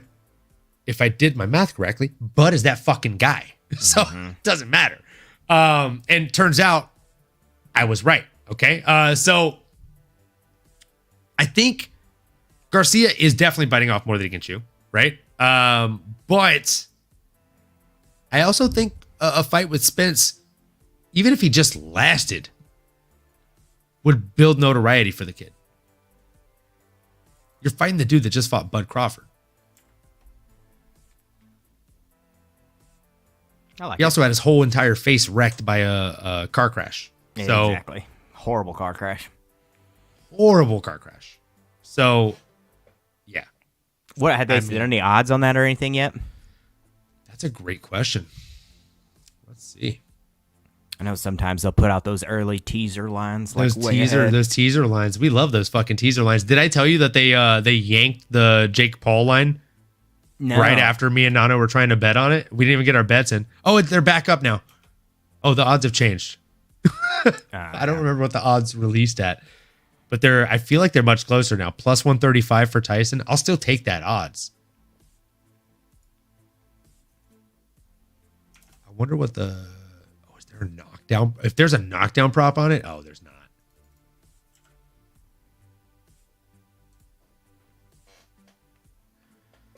Vasily Lomachenko to win and over 1.5 knockdowns over Campos Jr. plus 400 is definitely not bad odds, though. Sorry, I'm looking at boxing odds now.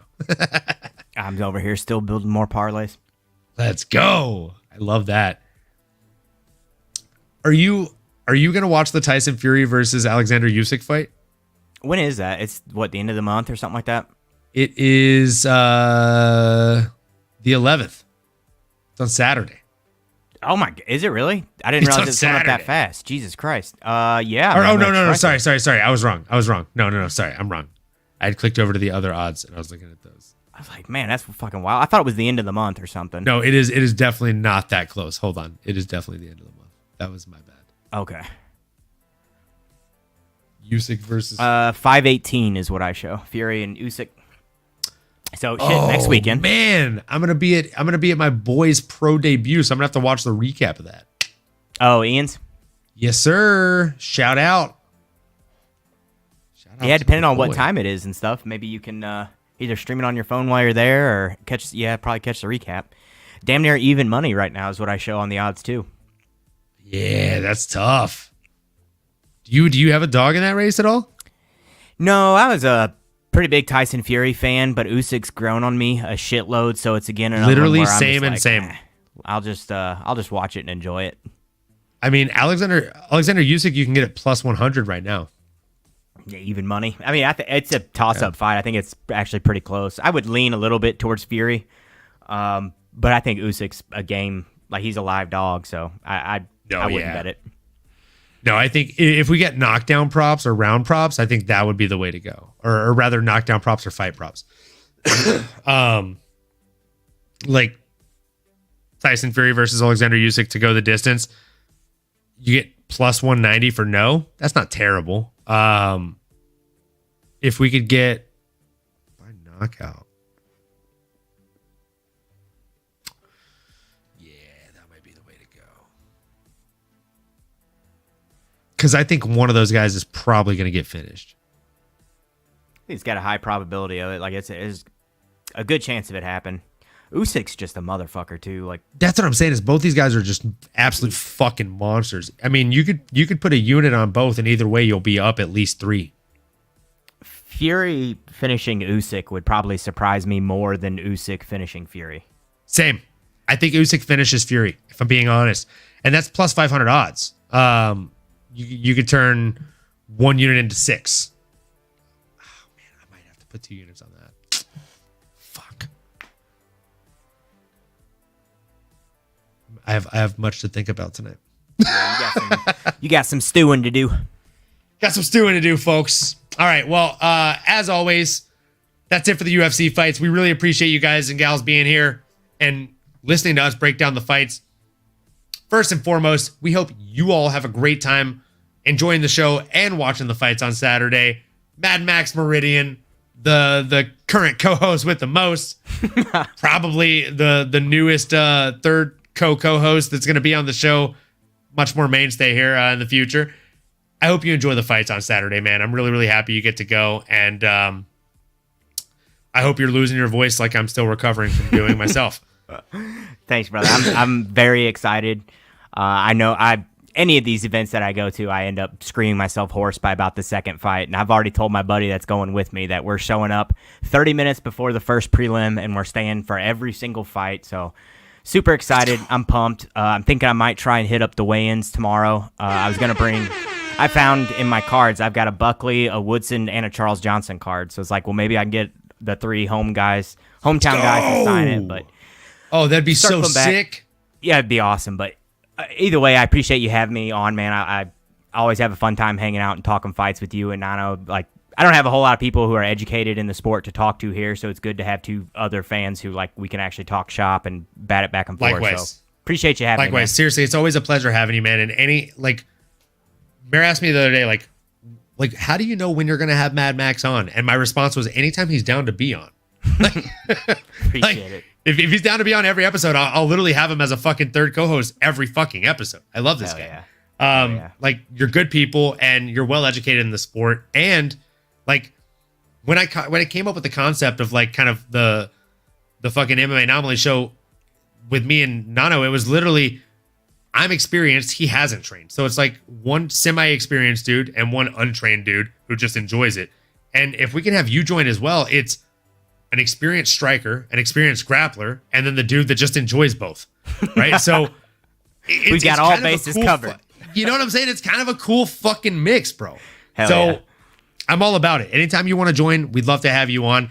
And viewers, listeners, if you are new, if you are old, if you are somewhere in between, please please make sure you like, comment, subscribe, and smash that bell for notifications. That way you're here next time.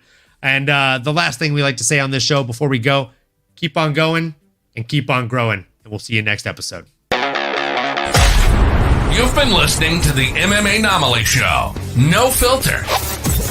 As you may have been able to tell, we dig the MMA, and our passion is to dive deep into the upcoming fights, give you our expert breakdowns, and help you make sense of all the chaos that is the fight game. We hope you've enjoyed the show. If you did, make sure to like, rate, and review. We'll be back soon, but in the meantime, make sure to find us on YouTube, Twitter, Instagram, and Twitch at MMAnomaly. Be cool, and we'll see you next time.